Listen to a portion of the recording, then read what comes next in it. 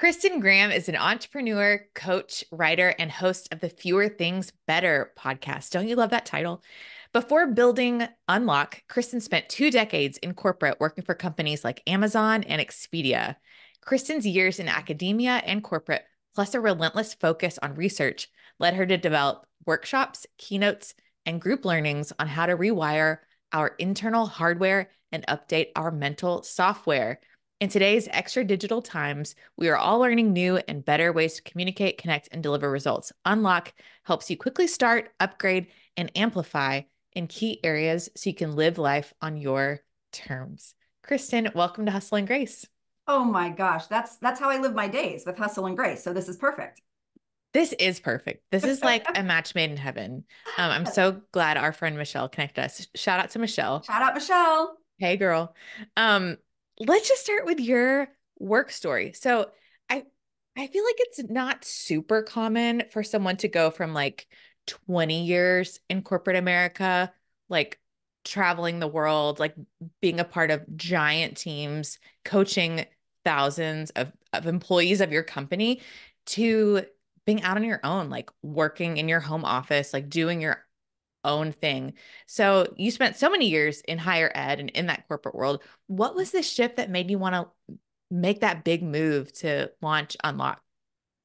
Well, I love that it seems so like such a path. My quick answer is that it's only in looking back that it's accidentally strategic. That Mm, it's like, oh, well, of course that made sense. But no, at the time, I'm Gen X. I was following every checkbox that I was supposed to do. And looking back, I think I was very likely an intrapreneur. So I mm, had that creative leaning. I had well, I get bored easily. Let me raise my hand and do something else. But I just always thought we needed to do that within companies because that's what, a good nerd does. yeah. And but it was in doing all of those things that I felt that energy. I think you kind of carry your effervescence with you. And when I started seeing the world changed a lot in my 20 years, my very first big change was I went to journalism school and I was going to go to New York, work in magazines. That was going to be my big creative outlet.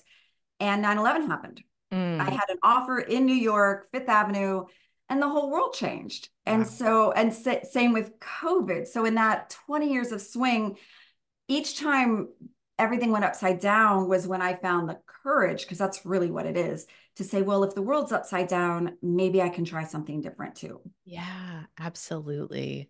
Oh man, did you end up going to New York? Like, did you end up living there or? I didn't. I didn't. I was based in Chicago at the time, Okay. and I was newly married, and my husband at the time was like, why would we go to New York when we live in Chicago? And Mm. there's a much longer answer to that. Yeah, yeah, yeah. But what was serendipitous, and I think that that's really the thread through most people's stories, is I had a friend who was dating a recruiter. I didn't even know a recruiter was an actual job back then. Right. And he said, hey, listen, I always need to send people on interviews. Would you go to this company? And I was like, yeah, sure. I mean, and it was a panel interview, which again, I didn't know was unusual. And I just spent the time answering their questions very, very authentically and in Kristin's free opinion, not knowing that there's kind of this corporate dance that you do. Yeah. And they came back and offered me, they said, well, here's a couple of jobs. Which ones do you want? And it was 100-year-old Fortune 100 company at that time. So I kind of went from this creative landscape into a staid company, but Yeah. I loved it because I got to play. I got to see how they did. They were a public company. I got to see how they did all this stuff. And it was a fantastic curiosity exploration of what big business looked like. And it Yeah. shaped what I was doing and what I didn't want to do. Yeah. Oh, that's brilliant. So you have really you've dived into this world of human potential, which Mm. I love. I'm an Enneagram 7. I'm always thinking about like future possibilities. That's one reason it's hard for me to like I'm inching closer to 40. And so everything about my life no longer feels like it's ahead of me. It feels like some of Ah, it's behind me. So it's like a weird thing. But anyway, I love the concept of potential and possibility. So how did you get interested in that topic? Like what sort of kicked that off for you? So I love that you're even seeing it in that way. Yesterday, my 19-year-old son sat down next to me and he said, "Do I have to go to college?" Mm, And a 19-year-old Kristin wouldn't have even thought to ask that question. 1000%. Yeah. So your point and what you're saying there, what I love about having more experience is that you really start focusing on the quality. Like, Hmm. are these worth my life calories, so to speak? And Yeah. so for me, I became a lot more bold as I went along. I Okay. was chasing the brass ring, but what nobody tells you is that when you get it, you're not satisfied. I call it Mm, the happy win fallacy. When I make hmm. this much money, when I have this title, when I'm in this house, when I'm with Hmm. a partner or person. Yeah. And that was a big shocker for the Gen Xers like me who were told, and I was first generation in a lot of things, first female to go to college, etc. And I believe it was Coco Chanel who had a great quote that said, everything and not enough. Mm, So, what happens when you check all those boxes, you ace those tests, or however that looks to you, and you're like, why doesn't this feel what I thought it was going to be? yeah. And that's when I lean towards, but what are the things that have always lit me up? Hmm. And I'm not saying that the titles and the money and the accoutrements weren't tasty. Right. They just weren't fulfilling. And I Yeah. think the challenge is we have been conditioned, especially in Western cultures, to chase achievement and laud that instead of fulfillment. And so my whole path, when you talk about potential, is fulfillment. But are you good? Hmm. But are you satiated? Hmm. And when I look at LinkedIn and social media and people are putting up all of their accolades, I'm thinking, but are you good? Yeah. Show me a messy day where I'm happy and in control if we ever get into money. And I've been fortunate enough to work at public companies and become part of the tech millionaire set. Money is math, but wealth is choice. And entrepreneurism is choice. I've never been wealthier. Wow. Just gonna let that blow We're people's just gonna minds for a minute. marinate that for a second. Yeah. Yeah. Oh, never been wealthier. So thinking about wealth in terms of time and making your own decisions and fulfillment, talk more about what life balance means to you and Mm. how, like, your philosophy on that. Well, I'll start by saying I am a single mother of two boys with a rescue dog. And I've been divorced for 5 years now. And I started my own business 3 years ago during COVID. So it's not So like just a it few was, changes in the last well, five it's not years. like, hey, this is the perfect time when you definitely look around and think there is no perfect time. There's no perfect time to go back to school if that's what you want. There's no perfect time to have kids or not have kids. So, what I've realized, though, to answer that question, and I think a lot of people can resonate with this, regardless of what industry or circumstances you're in. When I wake up now and I look at my day, like even this right now, I'm excited about what's on my schedule Yeah.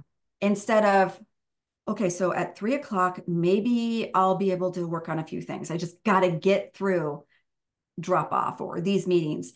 Yeah. And so they used to talk about what the Sunday feelings of trying to go back Yeah. in Sunday being, scaries, right? yeah, right. And so, but I think we've all looked at our calendar and been like, or so excited when a meeting, an event, or a social thing cancels. You're like, oh, thank God. And Mhm. so, and it's like, but that's the majority. That's 80% of our days is things that aren't necessarily they're the necessary evils, right? You and I were talking about earlier. Well, I need to go to that meeting. I don't want to miss that. I got to be important. I was addicted to being important when I was Mm, in corporate because that's what I thought was the recipe, but it was very, very empty. And so long before I became an entrepreneur, I took a year off. I took a sabbatical. And that's a separate conversation we can have too. But it went from stripping away a title and a paycheck and finding out who the heck I really was. Having gone through that experience, I knew I could become an entrepreneur. But back to your question, when I wake up and look at a calendar, and some days, oh please, this was yesterday, I had nothing on my calendar. And I've never been more delighted, never been more delighted to have a day. It doesn't mean I didn't do anything all day. I just wasn't beholden to doing something at a certain time. Yeah. And that has been one of the most liberating things. Or when I have a conversation like this, or I get to go to a conference, it's because I genuinely want to be there, not because that's where I'm supposed to be or slotted to be. And that is the most delicious thing I have found in the last 3 years. I believe it. It must be something to transition identity, because especially if you took a lot of pride in, and, at one point you thought like, well, this is how you have a happy, successful life, is you get these accolades and you get these titles and you make it to, your 10-year anniversary with the company and blah, blah, blah, blah, blah. Like at what point did you decide, oh, like my identity is not in my title. My identity is like, my value is in who I am as a person and not just who I am as a part of like this company or this role or whatever. Well, it's going to sound a little pat to say it this way, but sometimes it takes getting the title or getting the whatever slot that you thought success was before you realize that it's actually tastes great, less filling. Mm-hmm. And so when I say that, sometimes people are like, oh, it must be nice to get to be at that level.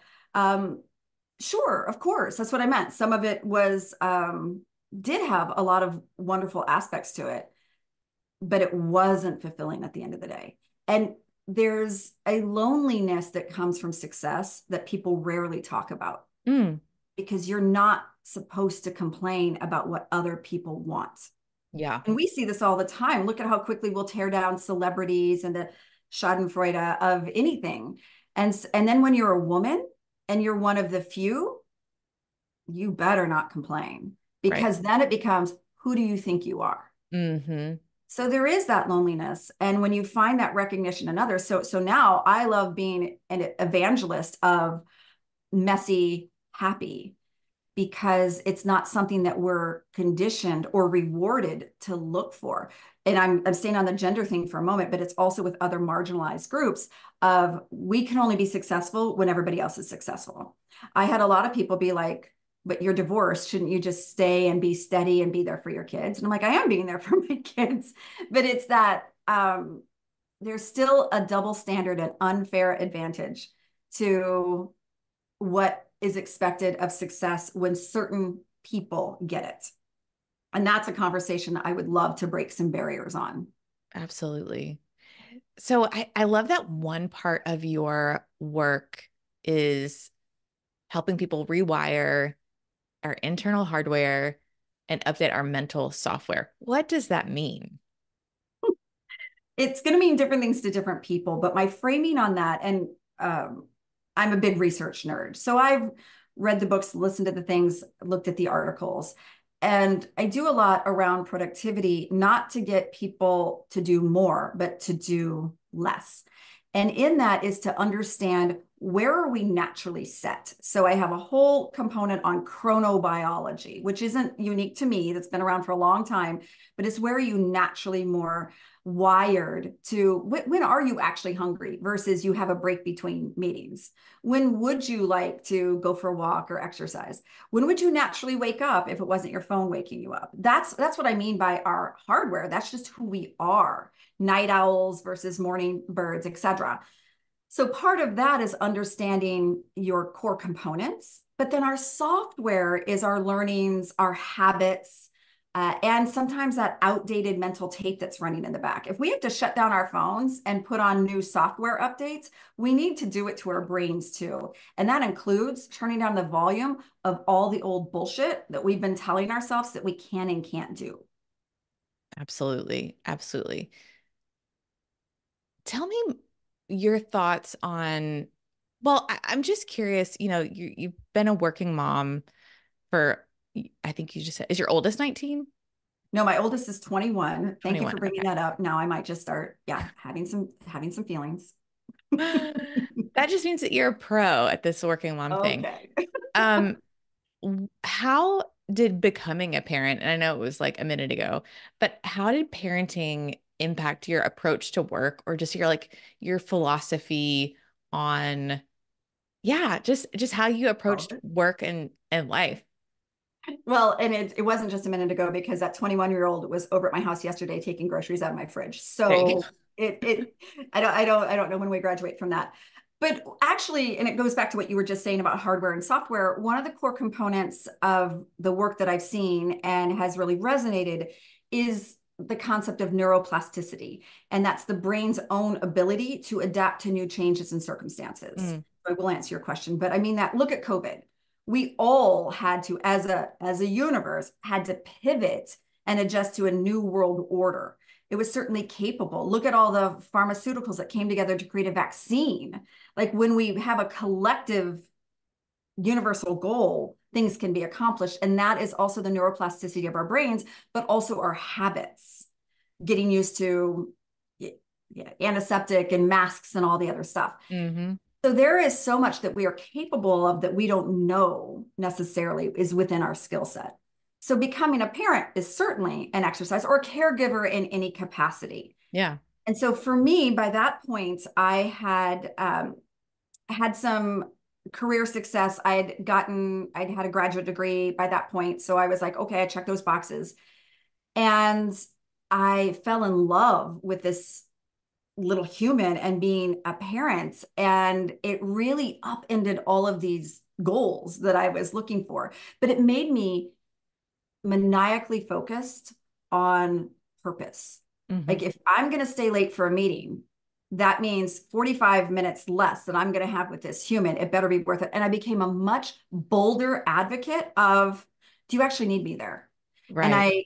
I remember when I first worked in .coms, I was supporting the CEO of Expedia at the time. I was new, and they scheduled a meeting, and I said to him in the decline, "That's my son's birthday. I'm not coming into work that day." And I was like, "Who am I, man? I'm new to the Yeah. space." And he was like, "Great, happy birthday to your son." And it was such a thing of getting out of the old conditioning of be there, give it all. And again, I'm going to use a gender term, but that good girl or that good guy, heads down, work through it. People are going to notice you and pat you on the head. That pat is not coming. hmm And if it does, it's not going to be on the timeline that you want. So I became a lot more bold to your question about how parenting changed, of being like, I'm not missing Halloween. I'm not doing that. And if that's a challenge for you, then that's a mutual challenge. So let's find out if this is not a fit.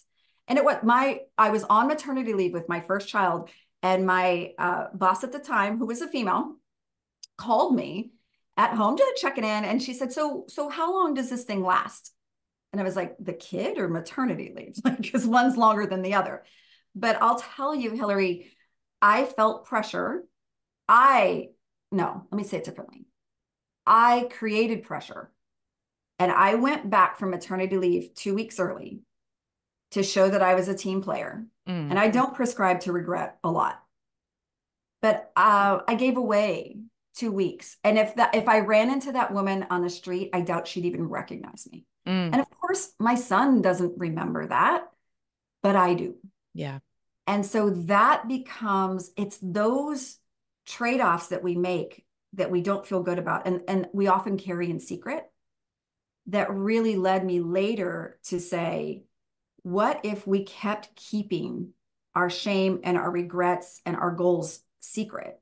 And what if we just were messy out loud? And that's my new space of like, we can actually change. We can change our brains. We can change our careers. I just had a girlfriend text me this morning, and she said, "I think I'm about to get made redundant." I was like, "Well, let's go. Let's make room for your next." And things are supposed to change, and they hmm suck when they do. hmm That's not a technical term.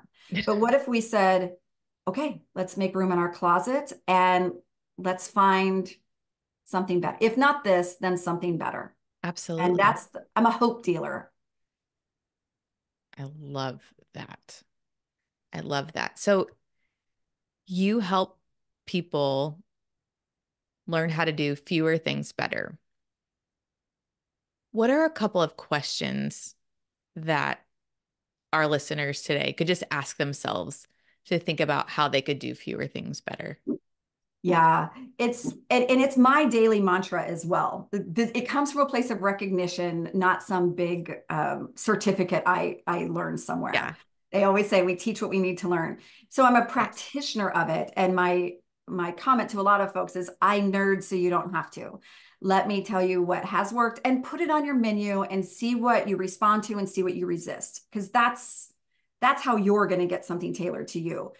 To your point, though, the reason I talk a lot about fewer things better is when I come to groups and individuals, they're always saying, how can I get it done? How can I get through my to-do list? And I'm like, what if we didn't? What if we did that quality of it? Because it's simply not possible. It's simply not possible Mm-hmm. to get through everything.